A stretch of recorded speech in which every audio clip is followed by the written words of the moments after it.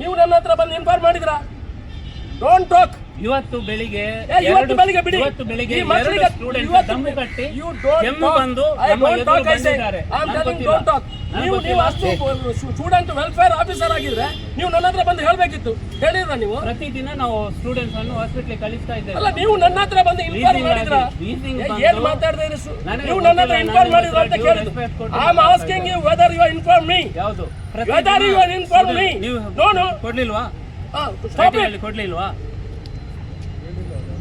Students ನೋಡಿ, ಇವತ್ತು ಆ ಸ್ಟೂಡೆಂಟ್ಸ್ ಹೇಳಿದ್ದಾರೆ. What are you talking? I say I am asking you whether you inform me.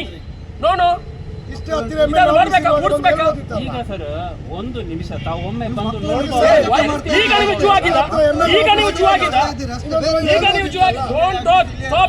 ಪರಿಸ್ಥಿತಿಗೆ ನೋಡ್ಬೇಕಲ್ಲ. ಏನು ಪರಿಸ್ಥಿತಿ? ನಾನು ಮಾತಾಡೋದಿಲ್ಲ. ಕಾಳಜಿ ಇರೋದ್ರಿಂದ ನಾನು ಮಾತಾಡೋದಿಲ್ಲ. ತಾವೇ ಬಂದು ನೋಡಿ ಜಡ್ಜ್ ಮಾಡಿ ಅಷ್ಟೇ. ಒಂದು ನನಗೆ ಇನ್ಫಾರ್ಮೇಶನ್ ಕೊಡಬೇಕಿತ್ತು. ಇವರು ವೆಲ್ಫೇರ್ ಆಫೀಸರ್ ಹೋಗ್ತೇನೆ, ಇವರು ಪ್ರಿನ್ಸಿಪಾಲ್ ಸರ್ ನನಗೆ ಬಂದು ಹೇಳೋದು, ಆಯ್ತು ಸರ್ ಇಲ್ಲಿ ಡಸ್ಟ್ ಇದೆ, ಇಲ್ಲಿ ತೊಂದರೆ ಇದೆ, ನೀವು ಇದನ್ನು ಕ್ಲೀನ್ ಮಾಡಿ ಕೊಡಬೇಕು, ಮಕ್ಕಳಿಗೆ ತೊಂದರೆ ಆಗ್ತಾ ಇದೆ ಅಂತ ಹೇಳಬೇಕಿತ್ತು. ಅದು ಮಾಡಿ ನಾವು ಮಾಡೋದಿದ್ರೆ I accept, I agree, I am responsible for this. ನಾವು I am not responsible, you are responsible, please take care. ಮಕ್ಕಳೇ ನೀವು ಹೋಗಿ ಮಕ್ಕಳ, ನಾವು ಅಲ್ಲಿ ಕ್ಲೀನ್ ಮಾಡಿಕೊಡ್ತೇವೆ, ಅದಕ್ಕೆ ಬೇಕಾಗೋದು ವ್ಯವಸ್ಥೆ ಮಾಡ್ತೇವೆ. ನೀವು ಅಲ್ಲಿ ಡಯಾಲಿಸಿಸ್ ನೀವು ಬೇಡ ಅಂತ ಈಗಲೇ ಹೇಳಿದರೆ ನಾವು ಸ್ಟಾಪ್ ಮಾಡ್ತೇವೆ.